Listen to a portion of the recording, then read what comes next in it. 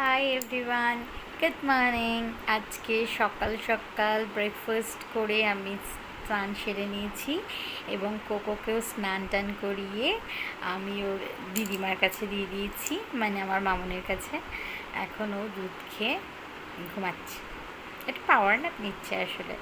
আর আমার বর করছে কাজ, আর তারপরে ওর স্নান টান হয়ে গেলে আমরা লাঞ্চটা করবো। আমার বর আমার সমস্ত ডকুমেন্টগুলো অ্যাসেম্বল করছে। আসলে কালকে আমার পাসপোর্টের একটু ইন্টারভিউ আছে, ওখানে যাওয়ার আছে, তাই কি পেপার জেরক্স হবে না সেগুলোই করছে। আমাদের এই জুতোর র্যাকটা না খুব খালি খালি ছিল, মানে উপরটা, তাই এখানে আমি একটা আর্টিফিশিয়াল কাঁচ এনেছি, যেটা রেখেছি। দেখো সুন্দর লাগছে না? কালকে দেখা হচ্ছে নতুন একটা দিনে, নতুন কিছু বিষয় নিয়ে, নতুন ভিডিওর মাধ্যমে। আজকের মতো বাই।